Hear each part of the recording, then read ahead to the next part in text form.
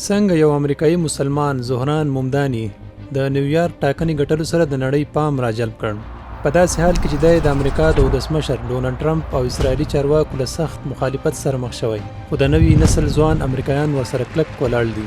څنګه او څومره د غزې جنگ د نوي نسل امریکایانو عامه پوهاوی اغېزمن کړی. Ladies and gentlemen, the Bible says that there is a time for peace and a time for war. This is a time for war. تر اویا لسیزو راهیسې سیونیستي فکر په امریکا کې تر ټولو قوي نظریه پاتې شوی چې د ځواکمنو لابیګرانو لخوا حمایه کېده، د عیسوي توندرو مذهبپالو لخوا پرمخ تله او د میډیا له لارې ورته تبلیغات کېدل چې له دې امله دا نظریه تر اوسه پورې هیڅ چا نشو چیلنج کولی. The next thing that's about to happen is the return of the Lord Jesus Christ. Everything that's necessary for this new world order is at the door.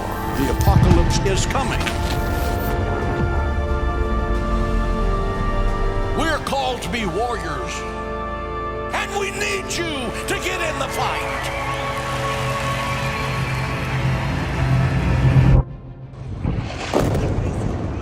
خو د اسرائیلو لخوا د غزې دوه کلن جنګ کې د بېشمېره انساني ژوند له بینه تلل، د وحشت نه برداشت کېدونکو عکسونو او ویډیوګانو او د نه تلافي کېدونکي مالي نقصان د صهیونیزم نظریه په لومړي وار تر سوال لاندې راوستې.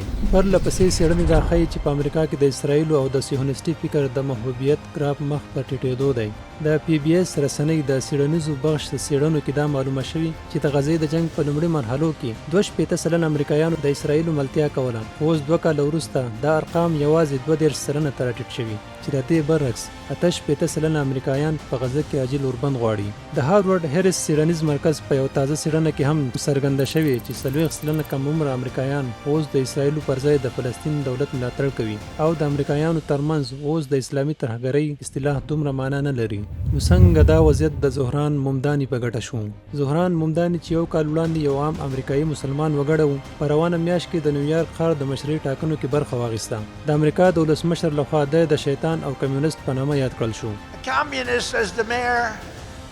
خو نوموړی د کم عمر امریکایانو لخوا سخت حمایه شو او څو ورځې وړاندې یوه تاریخي بریا ترلاسه کړه. د کارپوهانو په نظر دا بریا د ښاغلي ممداني خپل کمال نه بلکې په عموم کې د امریکایي ولس غوسه او په غزه کې د روان وضعیت څخه ناهیلي ده چې د زهران ممداني په شکل کې د امریکا اوسني حکومت ته ډالۍ کړه.